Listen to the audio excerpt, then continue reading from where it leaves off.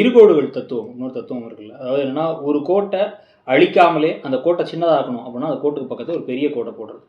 So அதே மாதிரி தான் வந்து இப்போ என்னன்னா வந்து விஜயும் காவேரியும் இந்த வீட்டில் இருக்காங்க. அவங்கள வந்து ஆனால் ஏதாச்சும் உங்களுக்கு ஒரு பிரச்சனை கொடுக்கணும், ஏதாச்சும் ஒரு கஷ்டத்தை கொடுக்கணும் அப்படின்லாம் வந்து முடிவு பண்ணோம் அப்படின்னா, புதுசாக வில்லன் வில்லியெல்லாம் கொண்டுறதுக்கு பதிலாக ஏற்கனவே கங்காவுக்கு இருக்கக்கூடிய அந்த பொறாமை, கங்காவுக்கு இருக்கக்கூடிய சுயநலம் அப்படிங்கிறதெல்லாம் வந்து கொஞ்சம் அதிகரித்து விட்டோம் அப்படின்னா ஆட்டோமேட்டிக்காக வந்து இவங்கள்ட்ட மற்ற லாஜிக் பிரச்சனைகள், இவன் ஏன் விஜய் இங்கே வந்து வீட்டை மீட்டு கொடுத்ததுக்கப்புறம் இந்த வீட்டில் இருக்காரு அப்படிங்கிறலாம் நம்ம மறந்துடலாம் அப்படிங்கிற மாதிரி ஒரு விஷயத்த பண்ணிகிட்டு இருக்காங்க.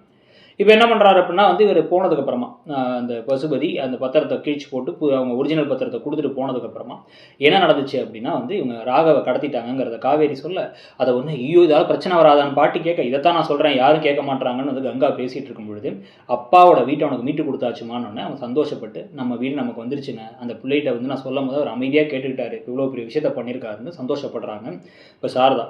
ஆனாலும் கங்காவுக்கு கடுப்பாக இருக்குது. இதுக்கு நடுவில் பசுபதியை இன்னும் அலைய விடுறாங்க. கார் ஒரு பெரிய ஒரு ஜங்க் யார்டு மாதிரி இடத்துல வந்து அந்த காரெல்லாம் பார்க்கிங்கில் இருக்குது. அந்த காரில் ஏதோ ஒரு கார் தான் அவன் பையன் இருக்கானுன்னா அவங்க எங்கெங்கேயோ தேடி அலைஞ்சிட்டு இருக்காரு. இவர் ஃபோன் பண்ணால் அவங்க ஃபோன் எடுக்க மாட்டாங்க. அவன் தேடி அலையிட்டும், புள்ள உயிரோட இருக்கானா இல்லையான்னு சொல்லிட்டு யோசிக்கட்டும் அப்படி பண்ணி ஏதோ லாஜிக்கலாம்லாம் பேசுகிறாங்க. உடனே அவரும் அப்படியே ஃபோன் எடுங்கடான்னு அழுதுகிட்டே இருக்கும்போது திடீர்னு ஃபோனை எடுத்து திரும்பி பார் அப்படின்னா அந்த லைட்டை போடுறாங்க. காருக்கு முன்னாடி முட்டி போட்டு கட்டி போட்டு உட்கார வச்சுருக்காங்க அந்த பையனை.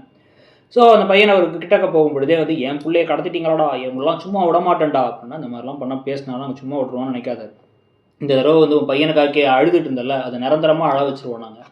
இன்னொரு தடவை காவேரி வீட்டில் பிரச்சனை பண்ணாங்க ஏதாச்சும் பண்ணலான்னு பார்த்தோன்னா உன்னை சும்மா விடமாட்டோன்னு மிரட்டி பிள்ளையை கூட்டு போடான்னு சொல்லி அனுப்பிவிட்றாங்க. ஆனாலும் அவர் வந்து இப்போ ஃபுல்லாக ஒரு வெஞ்சன்ஸோடு இருக்கார். இப்போ அவங்களை பழி வாங்கணும்னா அவர் என்ன செய்ய போகிறாருங்கிறது ஒரு பக்கம்னா, இன்னொரு பக்கம் அப்பளத்தெல்லாம் டெலிவரி கொடுக்கணும்னு ஏதோ காவேரி பண்ணிகிட்டு இருக்கேன். கங்கா அங்கே வந்துடுறாங்க. வந்துட்டு என்ன நீ பேசாமல் கேஷுவலாக அப்பளம்னு உட்காந்துருக்கு, அப்பளத்தை டெலிவரி கொடுக்குறதா முக்கியம் அப்படின்னா ஏன் உனக்கு இப்போ டெலிவரி பெயின் வந்துருச்சான்னு இவங்க கேட்க, அது காமெடி அப்படின்னு நம்ம நினச்சிக்க.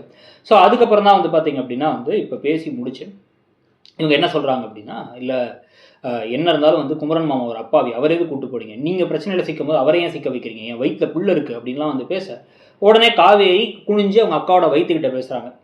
சித்தப்பா போயிருக்காரு கூட எந்த பிரச்சனையும் இல்லாமல் வருவாருன்ட்டு. இவங்க உடனே குனிஞ்சு உங்கள் அம்மாவும் உங்கள் அப்பாவும் வந்து சரியான திமிரு பிடிச்சவங்க, வெளில வந்தப்பறம் நான் சொல்கிறேன் அப்படின்னு இவங்க சொல்கிறதோட இன்றைக்கி எபிசோடு முடியுது. இன்றைக்கி எபிசோடை பற்றியும் இன்றைக்கி நடக்கிற விஷயங்களை பற்றியும் கருத்து என்னங்கிறத சொல்லுங்கள். தேங்க்யூ.